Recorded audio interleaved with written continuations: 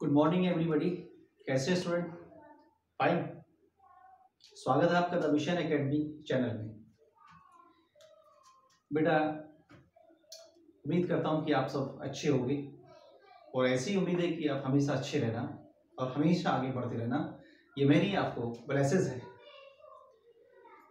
तो टॉपिक चल रहा था हमारा, आज भी मैं आपको ये लास्ट चौथी वीडियो करंट से संबंधित ही रहेगी और इसके बाद फिर हम जो हमारा वर्ल्ड एग्रीकल्चर चल रहा था उसका टॉपिक लेंगे, फिर यूपी पे आएंगे, फिर करंट पे आएंगे। तो इसी तरह से चलेगा वर्ल्ड एग्रीकल्चर, करंट अफेयर्स और यूपी। इस तरह से हमारी वीडियो घूमती रहेंगी। तो 3 वीडियो इसी तरह से रहेंगे और मैं कोशिश करूंगा कि अब एक दिन में 4 वीडियो मैं आपको डालूं। वर्ल्ड एग्रीकल्चर, इंडियन एग्रीकल्चर और उत्तर प्रदेश और करंट अफेयर्स, ऐसे अब वीडियो कल से यही क्रम शुरू होगा। तो जो मैंने पीछे वीडियो भेजी थी आपको करंट अफेयर्स की तीसरी, उसमें वीडियो 15 मिनट की बनी और उसमें हमारा टॉपिक चल रहा था इंटरनेशनल जुडिशियल कोर्ट। हम अब उससे आगे पढ़ेंगे, उसी को करेंगे, इंटरनेशनल जुडिशियल कोर्ट को पढ़ेंगे क्योंकि वो वीडियो नहीं बन पाई थी कंप्लीट। चलिए आइए। तो डेट आपकी 21।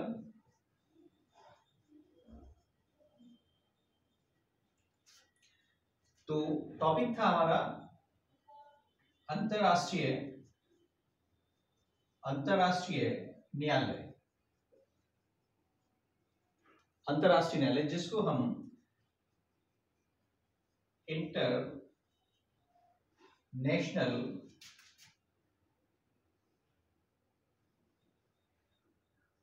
इंटरनेशनल कोर्ट ऑफ जुडिशियल कहा जाता है। देखिए, जिसको हम शॉर्ट में बोलते हैं ICJ, international court of judicial. मैंने आपको बताया था इसी को हम मैं थोड़ा सा ऊपर से रफ कर दूं इसको, ठीक है, ध्यान रखना। तो अंतरराष्ट्रीय न्यायालय को हम आईसीजे, मैंने बता दिया था, आईसीजे भी कहते हैं, इंटरनेशनल कोर्ट ऑफ जुडिशियल, और इसी को हम या अंतरराष्ट्रीय अपराध अदालत भी बोलते हैं। अंतरराष्ट्रीय अपराध अदालत,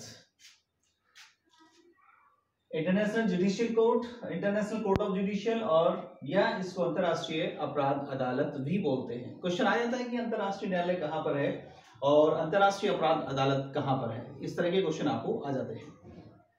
देखिए, अभी पीछे परीक्षा हुई थी, ये तो ध्यान नहीं कि कौन सी परीक्षा का नाम क्या था उसका, लेकिन बच्चे पेपर को दिखाते रहते हैं, तो उसमें मैंने क्वेश्चन देखा था कि विश्व में सबसे बड़ा न्यायिक क्षेत्र कौन सा है, या विश्व में सबसे बड़ा अंतरराष्ट्रीय न्यायालय कौन सा है, या विश्व स्तर पर सबसे बड़ा न्यायालय परिक्षेत्र कौन सा है। तो इस तरह से था, तो ऑप्शन में ये भी था। अब स्टूडेंट सोचेंगे कि इंटरनेशनल पर कोर्ट है तो सबसे बड़ा होगा, नहीं, सबसे बड़ा न्यायिक क्षेत्र आपका इलाहाबाद हाई कोर्ट है। सबसे बड़ा न्यायिक क्षेत्र आपका इलाहाबाद हाई कोर्ट है। और ये मत सोचना कि क्षेत्रफल के आधार पर या क्षेत्रीयता के आधार पर, इसको जजों की संख्या के आधार पर बड़ा माना जाता है। तो आपका इलाहाबाद हाई कोर्ट जजों की संख्या के मामले में भारत के साथ साथ पूरे वर्ल्ड में सबसे ज्यादा संख्या रखता है, इसलिए इलाहाबाद हाई कोर्ट को सबसे बड़ा न्यायिक क्षेत्र माना जाता है, राइट। तो ये एग्जाम में पूछा जाने वाला सबसे इंपॉर्टेंट टॉपिक है, तो हम इसको विस्तार से चर्चा करते हैं, ध्यान रखना। तो जैसे मैंने सभी को पढ़ाया था, उसमें जैसे जैसे पूछता है तो वैसे ही हम इसको करेंगे, ठीक। ये मान के चलना कि हर एग्जाम में क्वेश्चन इससे पूछता है लगभग। तो जैसे इसी का आपसे स्थापना पूछ लेगा, या मैंने बताया कि गठन पूछ लेगा, मुख्यालय सबसे ज्यादा आता रहता है, इसका हेडक्वार्टर आता रहता है, मुख्यालय सबसे ज्यादा आता रहता है एग्जाम में, स्टूडेंट ध्यान रखना। इसी में इसकी सदस्य संख्या आपसे पूछ लेगा, सदस्य संख्या, सदस्य संख्या पूछ लेगा। देखिए यहां पर स्टूडेंट कंफ्यूज होगा, अंतरराष्ट्रीय न्यायालय की सदस्य संख्या में अंतरराष्ट्रीय न्यायालय में न्यायाधीशों की संख्या में अंतर है। तो ऐसे ही चौथा पॉइंट पूछेगा, इसमें कुल न्यायाधीशों की संख्या,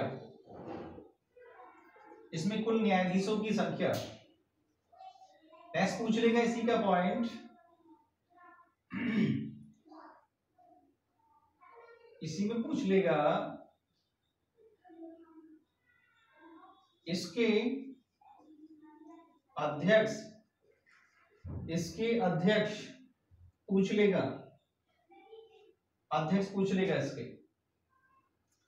ठीक, तो अभी और भी क्वेश्चन है, हम उस पर बाद में चर्चा करेंगे, पहले यहां पर हम देखते हैं।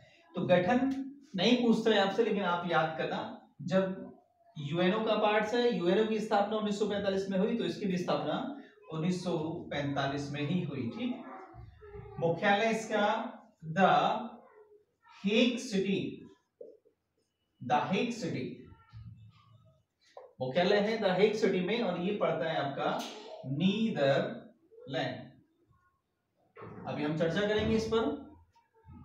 तो द हेग सिटी नीदरलैंड, और ये नीदरलैंड की कैपिटल है, राजधानी है। ठीक है, राजधानी है, तो नीदरलैंड की राजधानी है द हेग, तो हेग में है। ठीक, the Hague city, the Hague city के पीस पैलेस में है, कुल मिलाकर पीस पैलेस है वहां पर, पीस पैलेस में स्थित है। इसकी सदस्य संख्या, अंतरराष्ट्रीय न्यायालय की सदस्य संख्या वही है 193। अब ये क्वेश्चन आपसे सबसे याद आता है कि इसमें न्यायाधीशों की संख्या कितनी होती है। तो इसमें न्यायाधीशों की संख्या होती है कुल 15। ठीक, तो अंतरराष्ट्रीय न्यायालय में कुल कितने न्यायाधीश होते हैं? 15। अब अध्यक्ष पूछता है, तो इसके वर्तमान में अध्यक्ष है अब्दुल कावी यूसुफ। इसके वर्तमान में अध्यक्ष हैं अब्दुल कावी यूसुफ, अब्दुल कावी यूसुफ वर्तमान में इसके अध्यक्ष हैं। तो यहां से क्वेश्चन आपको एग्जामिनर पूछता रहता है। ठीक, अभी हम इस पर और चर्चा करते हैं। ठीक, इसी में ध्यान रख लेना, जो इसमें 15 न्यायाधीश होते हैं, इन 15 न्यायाधीशों का जो कार्यकाल होता है, कार्यकाल 9 वर्षों का होता है। कार्यकाल कितने वर्षों का होता है? इसमें 9 वर्षों का कार्यकाल होता है। और ध्यान रखना, इसके 1/3 सदस्य, इसके 1/3 न्यायाधीश तीसरे, इसके 1/3 सदस्य तीसरे वर्ष सेवानिवृत्त होते रहते हैं। 1/3 सदस्य तीसरे वर्ष सेवानिवृत्त होते रहते हैं। ठीक, ध्यान रख लेना, क्वेश्चन आपसे पूछता रहता है यहाँ पर। तो कार्यकाल भी पूछ लेता है, टोटल संख्या न्यायाधीशों की पूछ लेता है। आगे हम इस पर चर्चा करते हैं।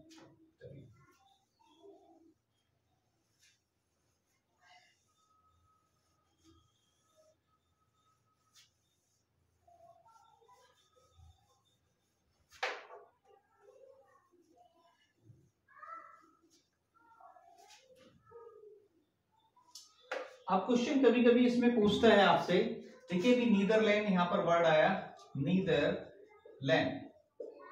नीदरलैंड एक कंट्री है, देश है, क्योंकि जीके भी आपसे पूछेगा, जीएस भी आपसे पूछेगा, तो इसको करते चलेंगे हम आज। अभी नीदरलैंड एक कंट्री है, और इसी का नया नाम है हॉलैंड। ठीक, नीदरलैंड कंट्री का नया नाम क्या है? हॉलैंड। ठीक, ध्यान रखना। और हिस्ट्री में जब हम पढ़ाएंगे यूरोपीय कंपनियों का आगमन, तो उसमें डच कंपनी थी, डच कंपनी। तो ये डच जो थे, ये नीदरलैंड के ही थे। जो डच ईस्ट इंडिया कंपनी थी, जो डच ईस्ट इंडिया कंपनी थी, वो नीदरलैंड की ही थी। और इन्होंने भारत से किसका व्यापार किया था? डचों ने भारत से किया था वस्त्रों का आयात, सूती वस्त्रों का आयात किया था, सूती वस्त्रों का आयात किया था। ठीक है, ध्यान रखना। सूती वस्त्रों का। तो भारत से सूती वस्त्रों का इन्होंने बहुत ज्यादा व्यापार किया था। जैसे पुर्तगीजों ने मसालों का, गरम मसालों का व्यापार किया था, ऐसी डचों ने सूती वस्त्रों का भारत से व्यापार किया था। ठीक, चलिए अब क्वेश्चन यहां से कभी कभी पूछ लेगा आपसे, क्वेश्चन बना करके पूछता है कि अंतरराष्ट्रीय न्यायालय में भारत से अभी तक कितने न्यायाधीश बन चुके हैं। क्वेश्चन आता है कि अंतरराष्ट्रीय न्यायालय में भारत के कितने व्यक्ति न्यायाधीश बने हैं। तो आपको ऑप्शन में दे देगा 4, बी ऑप्शन में दे देगा 5, सी ऑप्शन में दे देगा 3 और डी ऑप्शन में दे देगा 2। इस तरह से क्वेश्चन आपसे पूछ लेगा। तो टोटल कितने बने हैं अभी तक? 4 बन चुके हैं। ठीक है, ध्यान रखना वर्तमान में कौन है, इस तरह के क्वेश्चन आपसे पूछ लेगा। चलिए हम चर्चा करते हैं यहाँ पर। तो भारत के कितने व्यक्ति अंतरराष्ट्रीय न्यायालय में न्यायाधीश बने हैं? 4। तो ये 4 कौन कौन है, हम यहाँ पर चर्चा करते हैं। तो पहले है यहाँ पर, पहले सर वेनिगल राव, ये बने थे 1952 में। दूसरे डॉक्टर नगेंद्र सिंह,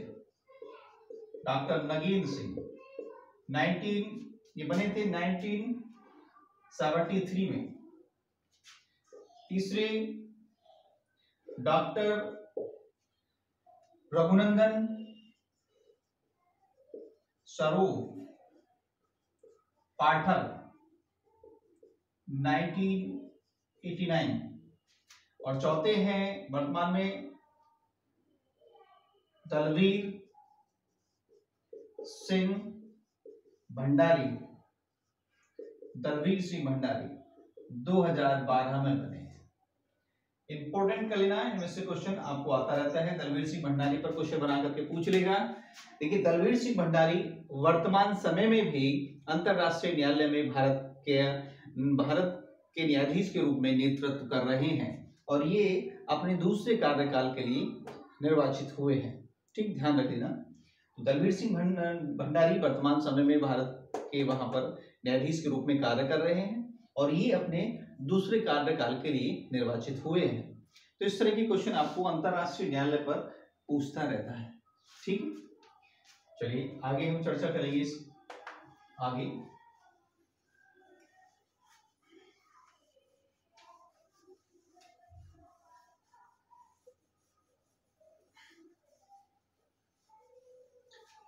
अब जो मेन संगठन के थे इसके मैंने आपको करा दिए। नेक्स्ट है इसका चौथा संगठन आर्थिक एवं सामाजिक परिषद। आर्थिक एवं सामाजिक परिषद, ठीक है। आर्थिक एवं सामाजिक परिषद यानी कि economic and social council. Economic and social council, ठीक है, ध्यान रख लेना। पहले हम इसी पर करते हैं चर्चा। ये आपसे स्थापना तो नहीं पूछेगा लेकिन फिर भी आप लिख लीजिए। सदस्य संख्या इसकी और मुख्यालय और कार्य। तो स्थापना वही है इसकी 1945। सदस्य संख्या इसकी इंपॉर्टेंट करना 54 है, 54। मुख्यालय इसका न्यूयॉर्क में है। कार्य, देखिए कार्य में नोट कर लेना कि यह संस्था सदस्य देशों के लिए आर्थिक रूप से और उनके सामाजिक कार्यों के लिए यानी कि आर्थिक कार्यों के लिए और सामाजिक कार्य के लिए कार्य करती रहती है। ठीक, ध्यान रखना। कार्य है, यह संस्था अपने सदस्य देशों के लिए आर्थिक रूप से और सामाजिक रूप से कार्य करती रहती है। तो सदस्य संख्या मोस्ट है, इसकी सदस्य संख्या को आप याद कर लेना। चलिए नेक्स्ट इसका पांचवा भाग देखेंगे हम, न्यास परिषद। न्यास परिषद, ट्रस्टीशिप काउंसिल। यूएनओ का पांचवा महत्वपूर्ण भाग है न्यास परिषद, ट्रस्टीशिप काउंसिल। तो इसमें भी आप ध्यान रख लेना, स्थापना 1945, मुख्यालय इसका न्यूयॉर्क, सदस्य संख्या, इसकी सदस्य संख्या कुल, इसमें 5 सदस्य हैं, इसकी कुल सदस्य संख्या 5 है बस। और ये परिषद अपने सदस्य देशों के लिए, अपने सदस्य देशों के लिए कुछ ऐसे कार्य करती है ताकि सदस्य देशों का अपनी जो मेन संस्था है यूएनओ, उस पर विश्वास बना रहे, उससे वो सम्मिलित रूप से जुड़े रहे। यानी कि कुछ ऐसे कार्य के द्वारा कि अपने सदस्य देशों को यूएनओ पर एक ट्रस्ट बना रहे, इसलिए ये उनके हितों से संबंधित कार्य करती रहती है। वैसे पूछा नहीं गया न्यास परिषद से, लेकिन आप फिर भी नोट कर लेना, ठीक। आगे लास्ट में जिसका छठा भाग है, छठा भाग सचिवालय। सचिवालय, सचिवालय टेरेस्ट्रियल,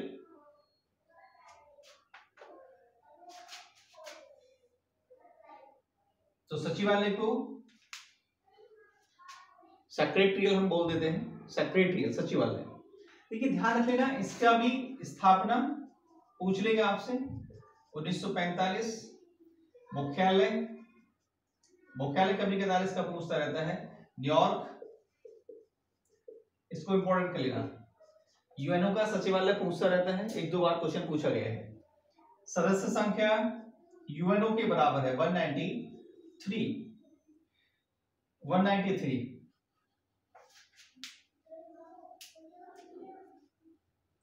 इसमें भी जो भाषाएं हैं, मान्यता प्राप्त भाषाएं इसकी 6 ही है। अब देखिए कार्य में क्या पूछता है इसका, तो सचिवालय अपने सदस्य देशों के लिए उनको सुरक्षा के साथ साथ आवश्यक कार्यों की पूर्ति करता है। सचिवालय जितने भी इसके अतिरिक्त 5 अंग हैं, इसके अतिरिक्त सचिवालय के अतिरिक्त जो 5 अंग हैं, उनको महत्वपूर्ण सुविधाएं उपलब्ध कराता है, उनको महत्वपूर्ण सुविधाएं उपलब्ध कराता है। ये सचिवालय का वहां पर कार्य है। तो इस तरह से जो शुरू के स्टार्टिंग के 3 पार्ट्स हैं, भाग हैं, उनसे संबंधित क्वेश्चन एग्जामों में ज्यादा से ज्यादा पूछा गया है। लेकिन यहाँ से कभी कभार बस यही क्वेश्चन आता है कि यूएनओ का सचिवालय कहाँ पर है, तो वो क्वेश्चन आपसे आता रहता है। चलिए ये भी हमारा यहाँ पर यूएनओ का टॉपिक कंप्लीट हुआ। देखिए यूएनओ एक महत्वपूर्ण टॉपिक था यहाँ पर। तो यूएनओ को हमने पढ़ा, यूएनओ के साथ साथ उसके महत्वपूर्ण भागों को हमने पढ़ा, ठीक।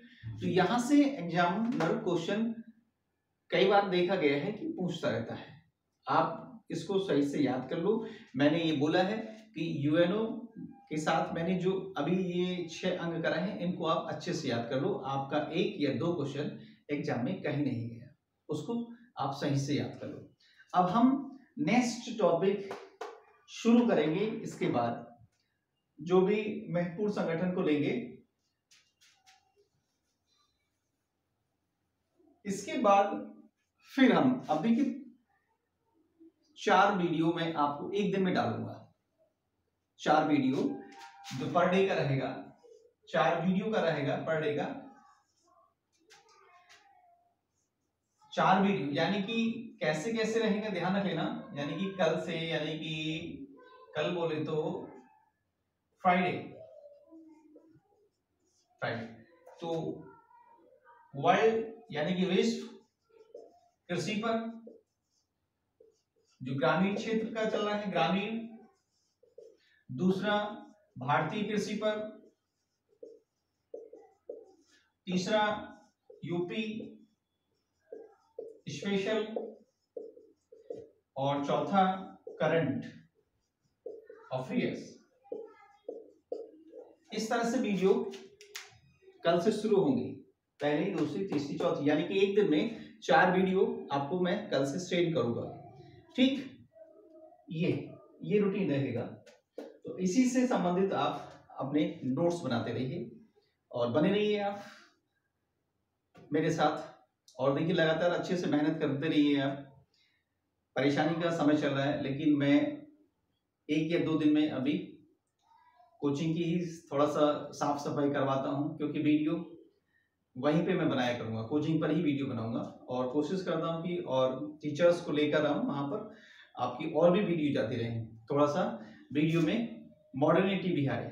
ठीक है, तब तक के लिए ब्रेक, उसको लर्न करिए, याद करिए, जितनी भी वीडियो भेजी है उसको रिवीजन करते रहिए। देखिए ध्यान रखना, मैं आपको बता दूं कि लॉकडाउन के बाद एक नई पहल शुरू करूंगा, और ये मैं बोल रहा हूं अपने बच्चों से कि मैं प्रॉमिस करता हूं कि जितने बच्चे लूंगा उसको मैं ये पूरे चैलेंज के साथ, पूरे अपनी ट्रूथफुल वादे के साथ ये वादा करता हूं, ये प्रॉमिस करता हूं कि एक भी बच्चा जिसको लूंगा वो ऐसा नहीं होगा जो नौकरी लेकर ना जाए। ठीक है, जो नौकरी लेकर ना जाए, ये मेरा आपसे प्रॉमिस है। बस 1 या 2 दिन में मैं कोचिंग की सफाई कराऊंगा, तो वहीं पर वीडियो को बनाया करूंगा, और दूसरे टीचर को भी बुला करके वहां पर उनसे सब्जेक्ट टू सब्जेक्ट वीडियो भेजना शुरू करेंगे। तो लगे रहिए, मेहनत करते रहिए, यही मेरा आपको संदेश है। और बने रहिए अपने द मिशन एकेडमी चैनल में। देखिए जो बच्चों अभी वीडियो देख रहे हैं, पहले मैंने GS channel the mission academy नाम से चैनल चलाया था, उसको मैंने बंद कर दिया है, उसका अकाउंट बंद कर दिया है। अब channel the mission academy channel है, इसको ज्यादा से ज्यादा शेयर करिए, ज्यादा से ज्यादा सब्सक्राइब करिए।